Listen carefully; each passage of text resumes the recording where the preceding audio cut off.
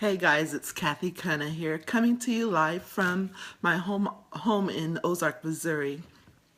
I was listening to a podcast that I do listen to every day, and if you want to know which podcast that is, please feel free to send me a message, shoot me a PM message, and I'll get that information out to you. But what they were talking about, and this is done by my friend Ryan McMorris, is how to crush 2017, and I put every other year after. So, as Ray Higdon says, if you take notes and you don't share those notes, then those are uncashed checks. So, I'm going to share my notes with you today. The first thing he shared was get really good at setting the intention for everything you do. Set the intention for things to work. And what he was meaning by that is oftentimes we set the intention, I'm going to do this, I'm going to do that, and then in the back of our mind, we secretly do not believe that those intentions would work. You know, they always say the road to hell is paved with good intentions. So don't just set your, hi Chris, don't just set your intentions, actually do the thing and actually expect that thing to work. Say you are going to the gym, you're trying to lose weight. If you don't set the intention that it is going to work, you eating healthy is going to work, then you'll easily give up on that goal. If your goal is to explode your business, and so you do all this training, and then in the back of your mind, you're not believing that it will actually work, then your intentions, your outcome will actually reflect that. If you don't believe it's not going to work, then obviously it's not going to work. I call him God, but some people just say the universe. Whatever you put out there in the universe, the world is listening. Hey coach, I'm doing it. So whatever you put out in the universe is what's going to come back to you. The next thing that he was talking about is write everything that is going to happen. If you make it a wish, it will always stay as a wish. Use all your senses and emotions and it will happen. And so what I got out of that is whenever you're writing down your goals and that this is going to happen and this is going to happen, then use all your senses. Start to visualize what you want to happen. Don't just say, oh yeah, I wish I make $1 million next year, and then don't do anything. Hey Edna, and then don't do anything with it. But keep going and think of all your senses. Imagine how you would feel once you hit that goal. Imagine what you would wear as you're doing that goal. Imagine if you wanted to quit your job, what it would feel like if you woke up in the morning and did whatever you wanted to do, and not just what you had to do, but just what you wanted to do. Imagine how you would feel at that moment in time, and then work towards that goal. Number 3, start telling people what will happen, and it will hold you accountable. Even if they don't believe you, keep telling them anyway. So you told your family that you started this business. You told them that you're gonna quit your job and you're gonna do this, you're gonna do that, and they don't believe you because they know the real you. Keep telling them, keep telling them, keep telling them, keep telling them. The Bible also says, write the vision and make it plain. Keep telling the world this is what's going to happen. And for no other reasons of making it happen, you don't want to come out looking like a fool at the end. So keep going, keep doing it anyway, even though people don't listen to you. Keep telling them anyway.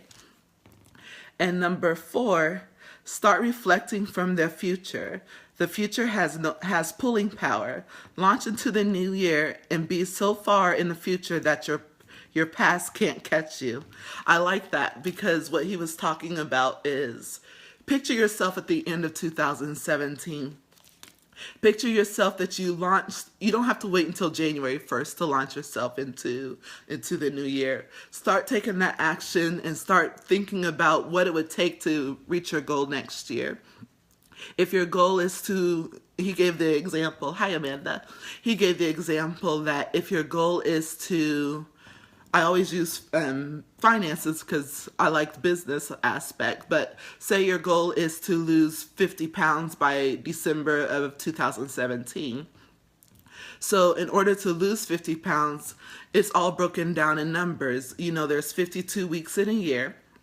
So if your goal is to lose 50 pounds, then keep doing actions to every day to get you to lose the 1 pound a week. And then by the end of the year, then you would have lost your 50 pounds. If your goal is to make 100,000, sorry, I had a phone call, I had to decline. Sorry, husband, I'll call you back. If your goal is to make 100,000, then in order to obtain that goal, you have to make at least $8,333 a month for every month. So whatever actions it would take to get to you to make that $8,333, keep doing those steps, and then by the end of the year, you would have hit your goal at 100,000. And then last but not least, design your goals as though you already are. Stop wanting things as your goals. You will always get it. Set your goals based off of actions, not results. And so he was saying a lot of times people do bullet points that I'm going to do this, check mark, check mark, check mark. And instead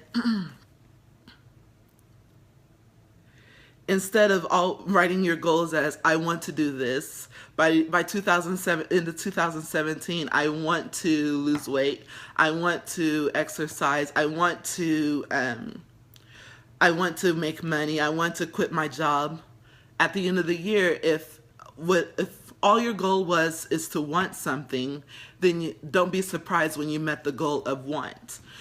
Write your goal as you are doing this, you are doing that, you will be at this point, you will be in this point of time. One of my goals next year is to travel, so I've made actions, taken steps that by May next year I'll be in Europe, and that's a goal that's already in the place, in the works.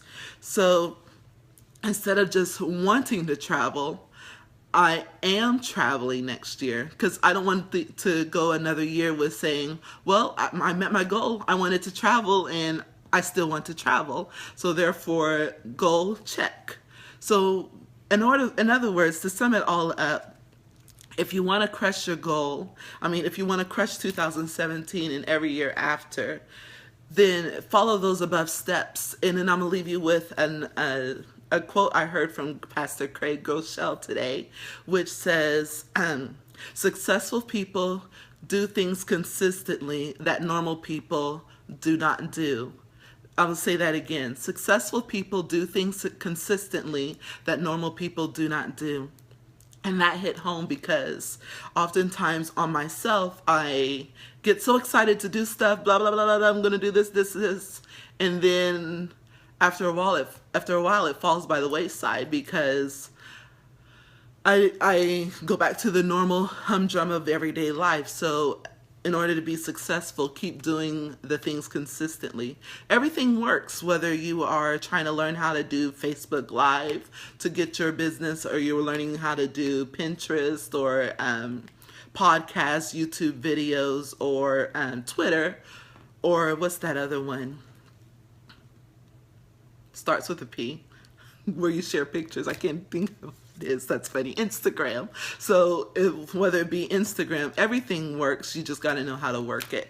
You guys take care. Love you guys. And feel free to send me a message if you want to know how I found these podcasts or what these podcasts are all about. Shoot me a PM and I'll be happy to share it with you.